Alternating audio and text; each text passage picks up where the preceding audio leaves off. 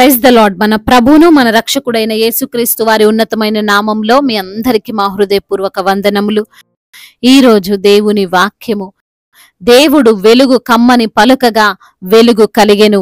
ఆదికాండము 1వ అధ్యాయము 3వ వచనము. And God said let there be light and there was light. Genesis chapter 1 verse 3. ఈ రోజుకు గాను కృపగలిగిన దేవుడు మనకు అనుగ్రహించిన వాక్య భాగమును బట్టి ధ్యానించుకుందాము. ప్రభునందు ప్రియమైన సహోదరి సహోదరులారా, దేవుని మాట చేత చీకటిగా ఉన్న జీవితాలు వెలుగుమయమవుతాయి. ఆయన మాట మనల్ని ఎప్పుడు కట్టేదిగానే ఉంటుంది, కానీ పడగొట్టేదిగా ఉండదు. ఆయన ఏమీ లేని పరిస్థితి నుండి తన మాట ద్వారా కార్యములను చేయగలడు. ఈ లోకమంతా కూడా పాపము అను చీకటితో, సమస్యలు అను చీకటితో, అనారోగ్యము, శోధనలు అనే చీకటితో నింపబడినటువంటి పరిస్థితులను మనం చూస్తున్నాం. ఎవ్వరి జీవితంలో కూడా వెలుగు లేదు. అందరూ ఆ చీకటి వంటి పరిస్థితుల నుండి బయటపడాలనే ప్రయత్నిస్తున్నారు. ఆ ప్రయత్నంలో ఇంకా చీకటిలోకి వెళ్ళిపోతున్నారు, సమస్యల్లో చిక్కుకుంటున్నారు. ఒక తప్పు చేసిన వ్యక్తి మరలా ఇంకొక తప్పు చేస్తున్నాడు. ఎందుకు అంటే ఆ తప్పును కప్పిపుచ్చుకోవడం కోసం, ఆ తప్పు నుండి తప్పించుకోవడం కోసం. అలా తప్పు మీద తప్పు అయిపోతున్నాయి, కానీ ఎక్కడా కూడా మంచి వైపు పరుగులు తీయడం లేదు. మనము జాగ్రత్తగా లేఖన భాగమును ఆలోచన చేయగలిగితే ఒక మాట తెలుస్తుంది. అదేమిటంటే, దేవుడు వెలుగును కమ్మని పలికాడు, కానీ చీకటిని కమ్మని పలకలేదు. చీకటిని ఆయన సృష్టించలేదు. మరెక్కడి నుండి వచ్చిందండి ఆ చీకటి అంటే, లేఖనములు సెలవిస్తున్నాయి. శరీరాశ, నేత్రాశ, జీవపు డంబము ఇవి తండ్రి వలన కలిగినవి కావు అని, అనగా అపవాది వలన అవి కలిగి ఉన్నాయి. ఈ రోజున మనుషులకు అనేకమైన ఆశలను చూపించి, అవి డబ్బాశ కావచ్చు, అధికారపు ఆశ కావచ్చు, శరీర కోరికలు కావచ్చు, మద్యపానం కావచ్చు, వీటిని చూపించి వాటికి బానిసలు చేసి వాటి వలన మనుషులను పాపములో పడేసి, కుటుంబాలను పాడు చేసి, ఉద్యోగాలను, వ్యాపారాలను వదిలేసుకునేలా చేసి, యవన బిడ్డలు తమ యొక్క భవిష్యత్తుపై దృష్టి పెట్టకుండా, చదువులపై దృష్టి పెట్టకుండా, ప్రేమలు, స్నేహము అని పాడైపోతున్నారు. సంసార జీవితం కలవారు అక్రమ సంబంధాలు పెట్టుకుంటున్నారు. డబ్బు కోసం ప్రజలు ఆశపడి త్వరగా డబ్బు సంపాదించాలని షార్ట్ కట్స్ ని వెతుకుతూ మోసపోతున్నారు, చనిపోతున్నారు. ఇవన్నీ ఎందుకండి అపవాది చేసేది అంటే, దేవుడు ప్రేమగా సృజించుకున్నటువంటి మనిషి తన వలె నిత్య నరకంలో పడి ఉండాలి అని. ఈ రోజున వాని వలలో పడ్డవారు, అపవాది మాయలో పడిపోయిన వారు, అనగా చీకటిలో జీవిస్తున్న వారు అనేక మంది ఉన్నారు. బహుశా వారులు మీ కుటుంబంలోనే ఉండి ఉండవచ్చు, మీ వీధిలోనే ఉండొచ్చు, మీ స్నేహితులుగా ఉండొచ్చు. చీకటిలో ఉన్నవారు, చీకటినే ఇష్టపడుతున్న వారు వెలుగును గురించి చెబితే అసహించుకుంటారు, దేవుని మాటలు చెబుతుంటే వ్యతిరేకిస్తారు. మనము ఈరోజు చూస్తున్న పరిస్థితులు అవేనండి. మరి ఎలా అండి? నా కొడుకే అటువంటి పరిస్థితిని ఎదుర్కొంటున్నాడు, లేదా నేను అనుకోకుండా అటువంటి చీకటిలో ఇరుక్కుపోయాను, నా బంధువులు ఇలానే శాంతి లేక జీవిస్తున్నారు, వారిని ఎలా మనం మార్చగలిగేది? చీకటి నుండి ఎలా బయటకు తీసుకొని వచ్చేది? అది చీకటి, అది పాపము, అది ఒక ఉచ్చు అని వారికి ఎలా అర్థమవుతుంది అండి అంటే, మనము ఏం చేయలేం, మనం వారిని మార్చలేం, మన వలన కాదు. అయితే దేవుని వలన అది తప్పకుండా జరుగుతుంది. మనము ఈ లేఖన భాగములో మొదటిగా చూస్తే దేవుని యొక్క మాటకున్నటువంటి పవర్ ఏంటో గ్రహించవచ్చు. భూమి నిరాకారముగా ఉన్నప్పుడు, చీకటితో అలుముకొని పోయినప్పుడు దేవుడు తన యొక్క మాట ద్వారా వెలుగు కమ్మని పలికాడు. వెలుగు కలిగింది. అంతేకాని నేనెందుకు కలగాలన్నదా? దేవుని మాటకు వ్యతిరేకించిందా? లేదు కదా. దేవుని మాటకు అటువంటి శక్తి ఉంది. ఆయన మాత్రమే మన జీవితాలను, వారి జీవితాలను కూడా మార్చగలడు. అపోస్తుడైనటువంటి పౌలు గారు సంఘాన్ని హింసించాడు, దూషించాడు, చంపించాడు. ఇన్ని చేస్తున్న పౌలుకు ఎవ్వరు సువార్త చెప్పలేదంటారా? అయ్యా ఇది తప్పు, ఇలా చేయకూడదు అని సంఘంలో ఎవ్వరు మాట్లాడలేదంటారా?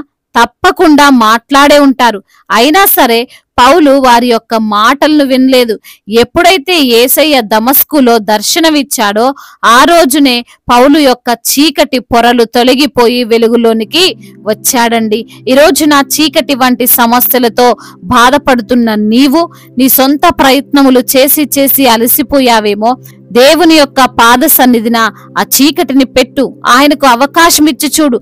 ఆయన వలనే అద్భుతం జరుగుతుంది. ఆయన వలనే కార్యములు జరుగుతాయి. ఆయన వలనే నీకున్న అనారోగ్యం, నీకున్న ఆర్థిక పరిస్థితులు, నీకున్న కుటుంబ సమస్యలు అన్ని కూడా సరి చేయబడతాయి. ఆయన నోటి మాట ద్వారా పలుకగా జరగని పని లేదు. ఆయన మాట్లాడితే అన్ని సరి చేయబడతాయి. కాబట్టి దేవుని మాట కోసం ప్రార్థన చెయ్యి. ఆయనే నీకు సహాయకుడు. నీకు రక్షణ, విమోచనను ఆయన ఇస్తాడు. దేవుడు ఈ మాటలను దీవించి మన హృదయములో ఫలింపచేయునుగాక.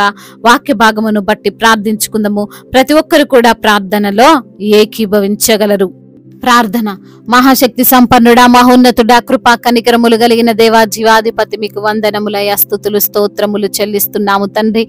అద్వితీయ దేవుడవో, ఆలోచనకర్తవో, ప్రేమామయుడు తండ్రి, నీకు స్తోత్రములయ్యా. ఈ సమయంలో వాక్యము ద్వారా మీరు మాతో మాట్లాడారు, మమ్మల్ని ఎంతగానో బలపరిచారు, ధైర్యపరిచారయ్యా.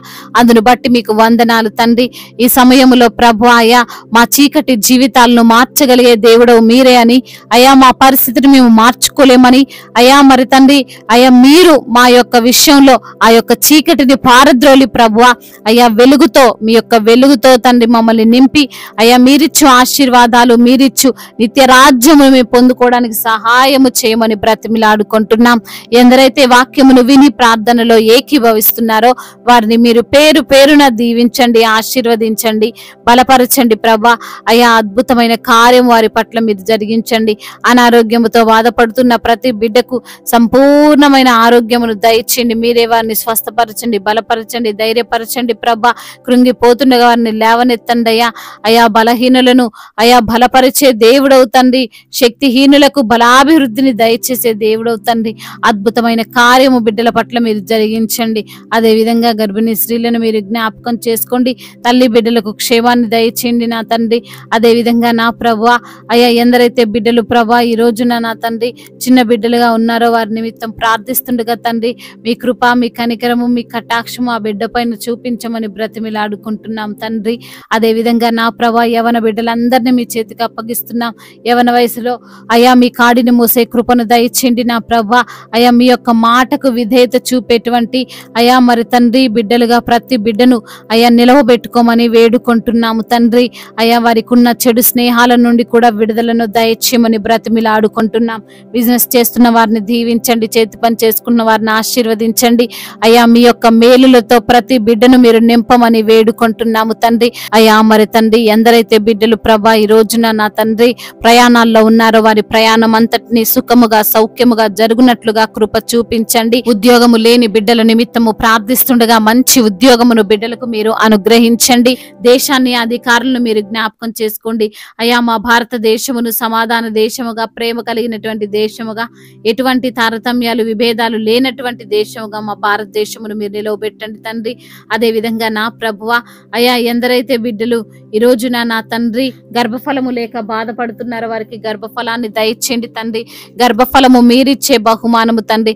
అద్భుతమైన కార్యమును వారి పట్ల మీరు జరిగించమని వేడుకుంటున్నాము తండ్రి. అదే విధంగా నా ప్రభువా అయ్యా, ఎందరైతే బిడ్డలు ప్రభువా మరి తండ్రి గర్భిణీ స్త్రీలుగా ఉన్నారో వారిని బట్టి ప్రార్థిస్తున్నాము అయ్యా. తల్లి బిడ్డలకు క్షేమాన్ని దయచేయండి. డెలివరీ సమయంలో మీరే బిడ్డలకు తోడుగా ఉండండి. అదే విధంగా నార్మల్ డెలివరీ కావడానికి సహాయం చేయమని బ్రతిమిలాడుకుంటున్నాం. అదే విధంగా నా ప్రభువా అయ్యా, మరి తండ్రి దైవ సేవకులందరికీ మీరు తోడుగా ఉండండి. సువార్థికులను మీరు బలపరచండి. మిషనరీస్ ని మీరు దీవించండి. వారు చేసే సువార్త పరిచర్యలో ప్రభా ఎటువంటి ఆటంకాలు వచ్చినా ధైర్యంగా నిలవబడి వాటన్నిటిని ఎదిరించి అయ్యా మీ నామానికి మహిమకరంగా వారు నిలవబడడానికి సహాయం చేయమని. ఇతర దేశాల్లో ఉంటున్న ప్రతి బిడ్డకు మీరు తోడై ఉండండి. వారు చేస్తున్న పనులలో ఆశీర్వాదాన్ని దయచేయండి అయ్యా. వారు ఎంతో కష్టపడుతుండగా, ప్రయాసపడుతుండగా సమృద్ధితో వారిని మీరు నింపమని బ్రతిమిలాడుకుంటున్నాం తండ్రి. అయ్యా, మరి తండ్రి అదే విధంగా నా ప్రభువా ఇంకా తండ్రి చెప్పుకోలేనటువంటి బాధలతో గుండె చెదిరిన స్థితిలో ఉన్నారో వారిని మీరే బాగు చేసి వారి గాయములను కట్టి వారిని తండ్రి మీ సన్నిధిలో చేర్చుకునేటువంటి భాగ్యమును దయచేయమని బ్రతిమిలాడుకుంటూ తండ్రి ఇంతవరకు చేసిన ప్రార్థన అంతటిని మీ పాద సన్నిధిన చేర్చుకోమని మనాథుడు సర్వశక్తిమంతుడు సర్వాధికారి అయిన నజరేయుడైన యేసుక్రీస్తు వారి ఉన్నతమైన నామములో ఈ ప్రార్థనను అడిగి వేడుకొని పొందుకొని ఉన్నాము మా ప్రియ పరలోకపు తండ్రి. ఆమేన్. ఈరోజు పెళ్లి రోజు మరియు పుట్టినరోజు జరుపుకున్న వారందరినీ దేవుడు దీవించి సకల మేలులతో సకల ఆశీర్వాదములతో కృపాక్షేమములతో శాంతి సమాధానముతో మెండైన దీవెనలతో దేవుడు మిమ్మల్ని నింపునుగాక. మీ యొక్క ప్రార్థన అవసరతలను మాకు తెలియజేయగలరు. మీ కొరకు మేము తప్పక ప్రార్థిస్తాం. మొదటిసారిగా మన యొక్క ఆదరణ వాక్యం చూస్తున్నట్లయితే తప్పకుండా సబ్స్క్రైబ్ చేసుకోగలరు. ఈ వాక్యం మీకు ఆశీర్వాదకరంగా ఉండినట్లయితే అనేకులకు కూడా ఈ వాక్యాన్ని పంపి మీరు కూడా దేవుని యొక్క రాజ్య సువార్తలో పాలిభాగస్తులు కావాలని దేవుని పేరిట మనవి చేసుకుంటున్నాను. May God bless you all. దేవుడు మిమ్మల్ని దీవించి బలపరిచి స్థిరపరచును గాక.